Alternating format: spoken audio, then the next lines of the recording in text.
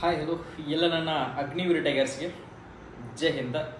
So ಯಾರೆಲ್ಲ Indian army ಅಗ್ನಿವೀರದಲ್ಲಿ ಅರ್ಜಿಗಳನ್ನ ಸಲ್ಲಿಸಿದ್ರಲ್ಲ, so ನಿಮಗೆ important ಆಗಿರ್ತಕ್ಕಂಥ ಇದೊಂದು ಮಾಹಿತಿ. ಇದರಲ್ಲಿ ಏನೆಲ್ಲ ಡೌಟ್ಸ್ಗಳು ಕ್ಲಿಯರ್ ಆಗ್ತಾವೆ ಅಂತಂದರೆ, ಸೊ ಎಕ್ಸಾಮದ್ದು ನಿಮ್ಮದು GDದ ಎಕ್ಸಾಮ್ ಎಷ್ಟನೇ ತಾರೀಕಿನಿಂದ ಎಷ್ಟನೇ ತಾರೀಕಿನ ಹೊರಗಡೆ ನಡೀತದ. ಅದೇ ಥರನಾಗಿ ಟ್ರೇಡ್ಸ್ಮನ್ ಎಷ್ಟನೇ ತಾರೀಕಿನಿಂದ ಎಷ್ಟನೇ ತಾರೀಕು, ಟೆಕ್ನಿಕಲ್ಲು, ನರ್ಸಿಂಗ್ ಅಸ್ಟೆಂಟು, ಅದೇ ಥರನಾಗಿ clerk, woman military police WMP ಅಂತ ಸೆಕ್ಷನ್.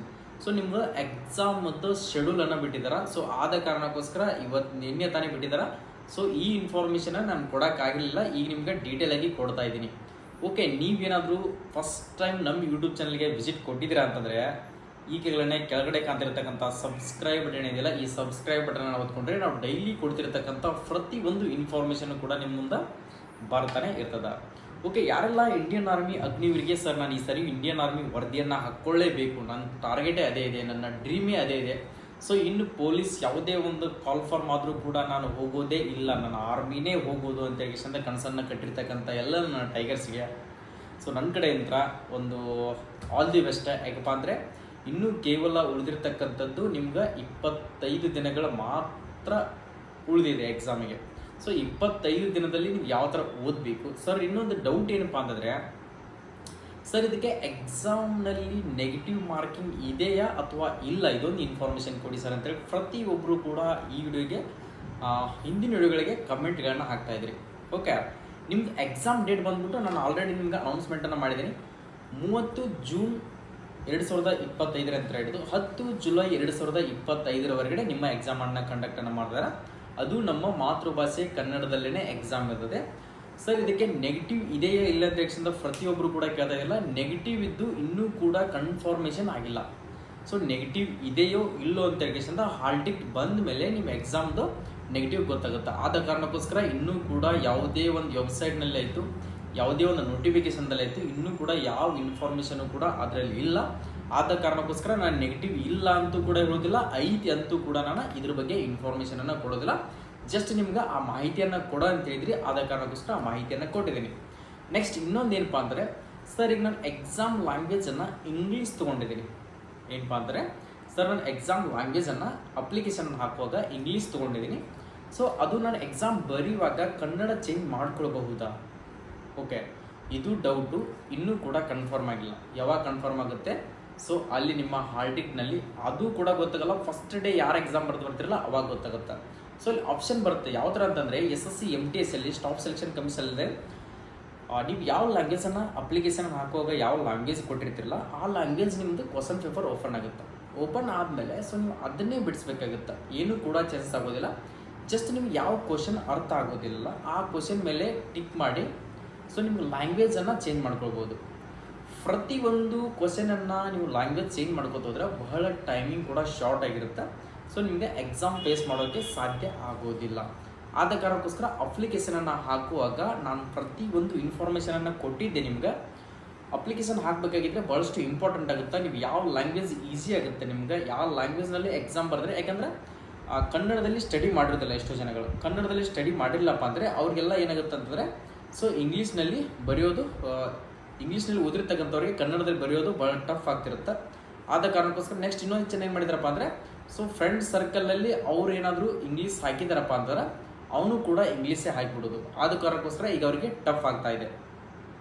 ಓಕೆ, ಇದು ಕೂಡ ನನ್ನ ಡೌಟ್ ನಿಮಗೆ ಕ್ಲಿಯರಿಟಿಯನ್ನು ಕೊಡೋದಿಲ್ಲ. ಇದು ಕೂಡ ಎಕ್ಸಾಮ್ ಒಂದು ಸರಿ ಎಕ್ಸಾಮ್ ಮುಗಿದ ಮೇಲೇ ನಿಮಗೆ ಕನ್ಫರ್ಮೇಷನ್ ಆಗೋದು. ಸರ್ ಇದು ಅಡ್ಮಿಟ್ ಕಾರ್ಡ್ ಯಾವಾಗ ಬರುತ್ತೆ, ಇಂಡಿಯನ್ ಆರ್ಮಿ ಅಡ್ಮಿಟ್ ಕಾರ್ಡನ್ನು ಯಾವಾಗ ತಗೊಳ್ಬೇಕು ನಾವು ಅಂತ ಕೇಳ್ತಾ ಇದ್ದಿಲ್ಲ. ಸೊ ಇಲ್ಲಿ ಬಂದ್ಬಿಟ್ಟು ನೋಡ್ಕೊಳ್ರಿ ನಿಮ್ಮದು ಯಾವಾಗ ಇರುತ್ತಪ್ಪ ಅಂತಂದರೆ,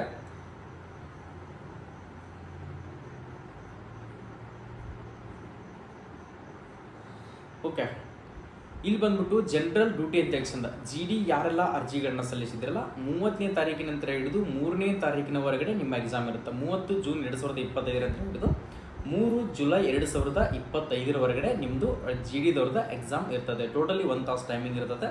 ಇಲ್ಲಿ ಬಂದ್ಬಿಟ್ಟು 16ನೇ ತಾರೀಕಿಗೆ ನಿಮ್ಮ ಅಡ್ಮಿಟ್ ಕಾರ್ಡ್ ಕೂಡ ಓಪನ್ ಆಗುತ್ತೆ. ಅದೇ ತನಗೆ ಸರ್ ಟ್ರೇಡ್ಸ್ಮನ್ ಹಾಕಿದವ್ರದ್ದು ನೋಡ್ಕೊಡ್ರಿ 3 ಜುಲೈ 2025 ಅಂತ ಹಿಡಿದು 4 ಜುಲೈ ಒಂದು ದಿನ ಮಾತ್ರ ಇರ್ತೈತಿ. ನೆಕ್ಸ್ಟ್ ಅದೇ ಥರನಾಗಿ ಟೆಕ್ನಿಕಲ್ ಹಾಕಿದವ್ರದ್ದು 4ನೇ ತಾರೀಕಿಗೆ ಮಾತ್ರ ಇರ್ತೈತಿ. ಅದೇ ಥರನಾಗಿ ಟ್ರೇಡ್ಸ್ಮನ್ 7th ಮೇಲೆ ಹಾಕಿದವ್ರದ್ದು 7ನೇ ತಾರೀಕಿಗೆ ಇರ್ತೈತಿ.